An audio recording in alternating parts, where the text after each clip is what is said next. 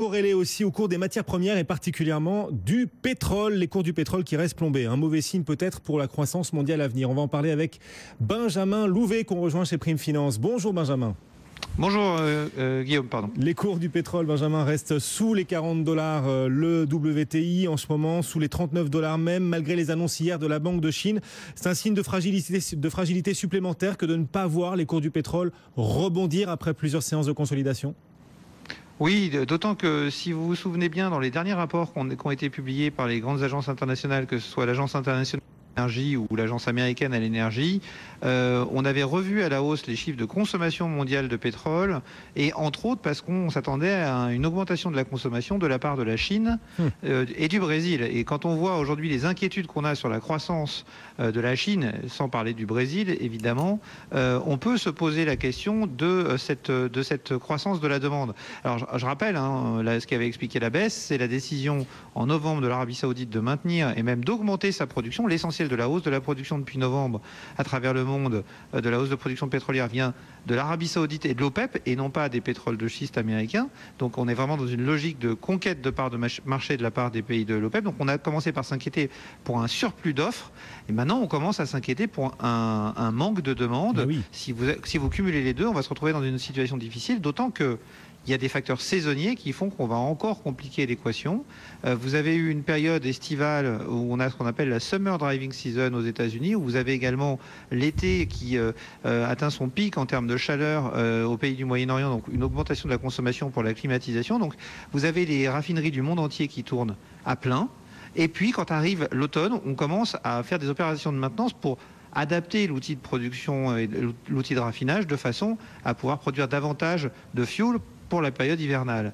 Et à ce moment-là, pendant cette période de maintenance, vous avez moins de pétrole qui est transformé par les raffineries. Vous avez à peu près 5 à 7% des raffineries qui arrêtent leur activité pendant quelques temps.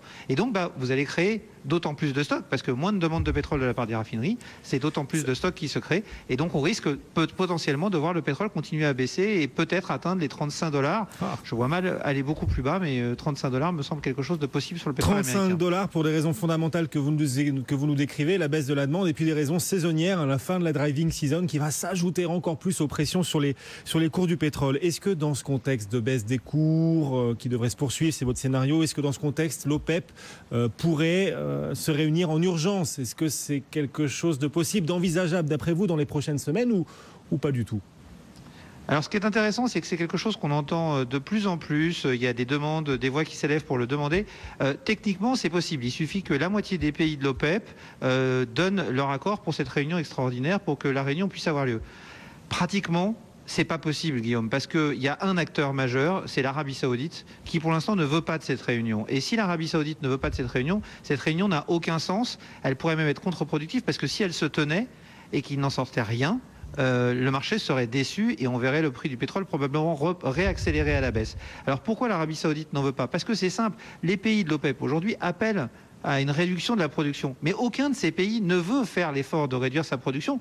Tout le monde a besoin des revenus du pétrole, tout le monde base ses budgets sur les recettes pétrolières. Donc le prix baisse, mais ils sont obligés de continuer à vendre. Donc tout le monde attend de l'Arabie Saoudite de faire l'effort de réduire ses ventes. Et l'Arabie Saoudite dit non, je suis dans une logique de part de marché, je veux faire plier les concurrents qui produisent au prix le plus élevé. C'est pas à moi qui produis un pétrole à un bas prix d'arrêter ma production pour permettre à ceux qui produisent à un prix très élevé de continuer à produire. Mais du coup, si l'Arabie Saoudite maintient son offre, sa production au même niveau et que ça continue à faire baisser les cours du pétrole, est-ce que les petits producteurs américains qui ont vu le jour il y a quelques mois, ces toutes dernières années, est-ce que ces petits producteurs de pétrole de schiste vont finir par souffrir et disparaître du marché? Et du coup, est-ce que la production américaine va repartir pour le coup à la baisse? Ça commence, Guillaume, ça commence de façon assez forte. Vous l'aurez peut-être noté, il y a un certain nombre de sociétés pétrolières qui ont commencé à annoncer la suspension du paiement du dividende.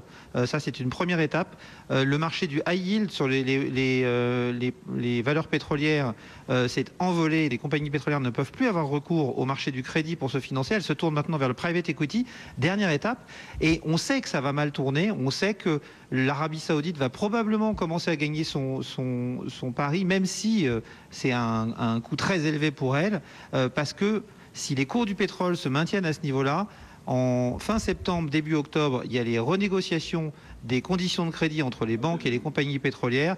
Et à ce moment-là, le cours du pétrole qui va être retenu va être très fortement abaissé, ce qui va abaisser la valorisation des réserves de ces sociétés et donc abaisser leur capacité à emprunter, leur capacité à se financer. Et là, on pourrait voir beaucoup de sociétés allaient très très mal. Et comme il n'y a pas de repreneurs, parce qu'il faut rappeler que ce sont des petites sociétés, vous le disiez, donc des sociétés comme Total, comme Shell, comme BP ont déjà indiqué qu'elles n'étaient pas intéressées pour reprendre ces sociétés. Et ces sociétés manquant de cash vont avoir du mal à faire des mouvements de fusion entre elles. Donc on risque de voir des fermetures pures et simples, ce qui pourrait faire baisser la production beaucoup plus vite que ce que pense une partie du marché, selon nous, chez Prime Finance. Oui. Et donc on pourrait voir le prix du pétrole remonter sur les cours de 50-55 $. Peut-être pas premier trimestre 2016, peut-être deuxième trimestre 2016, compte tenu de ces facteurs saisonniers que j'évoquais tout à l'heure. Oui, donc possible hausse des cours du pétrole 2016, sauf qu'en face, on a l'Iran qui va augmenter sa production et ses exportations. Est-ce que l'arrivée, le retour de l'Iran sur le marché ne va pas annuler cette hausse des cours du pétrole que vous espérez pour 2016 ? Alors ça va prendre un petit peu de temps pour que l'Iran revienne. Je pense que l'Iran devrait revenir effectivement au courant d'année prochaine, plutôt je pense fin du premier trimestre, début du deuxième, oui. Et puis savoir s'ils vont pouvoir produire les 1 million de barils en plus qu'ils annoncent. Moi je pense que ça sera plutôt 500 000. Si dans le même temps les États-Unis voient leur pétrole de schiste reculer très fortement, on pourrait se retrouver avec un bilan qui serait mieux équilibré et donc les prix du pétrole commencer à remonter. Ça c'est la première chose. Et puis sur un plus long terme, Guillaume, on a annulé 200 milliards d'investissements, 200 milliards de dollars d'investissements dans le secteur pétrolier. Je rappelle, on a naturellement un taux de déplétion des champs pétroliers qui sont exploités, donc une baisse de la production naturelle de 5% par an, à peu près, c'est Shell, BP et autres qui le disent. Ça veut dire que tous les 10 ans, on perd 50% de la production mondiale de pétrole qu'il faut remplacer. Pour ça, il faut investir en permanence. On prend du retard. On sait qu'on va le payer à un moment et donc que les prix du pétrole repartiront à la hausse dans les années qui viennent. Il peut être intéressant dans ce cadre de commencer à se positionner sur des échéances peut-être plus lointaines sur le pétrole, puisqu'il y a des échéances très lointaines qui sont ouvertes et qui aujourd'hui cotent à des niveaux assez faibles. Pourquoi pas donc, en profitant de la baisse actuelle des cours qui à très très court terme devrait se poursuivre, c'est ce que vous nous disiez, pourquoi pas viser les 35 $ d'ici la fin de l'année sur le WTI avant un rebond l'an prochain. Merci beaucoup Benjamin Louvet, associé gérant chez Prime Finance, des cours du pétrole qui en effet ne rebondissent pas. Allez, ils ont un tout petit peu progressé hier mais le mouvement est déjà stoppé. Sur les marchés actions c'est la même chose, on a bien progressé hier mais là on repart un peu à la baisse, le CAC recule en ce moment de 0,6%. Malgré la belle hausse de Wall Street, Wall Street qui est un petit peu en retard dans son rebond, on gagne en ce moment 1% sur le S&P après une clôture hier soir dans le rouge. Wall Street où on se rendra dans un instant, on retrouvera Sabrina Quagliozzi depuis New York. A tout de suite. BFM Business, Intégral Bourse, 15h, 18h, la bourse en temps réel.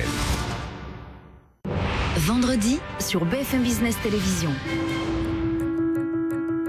Toutes les entreprises poursuivent le même but, satisfaire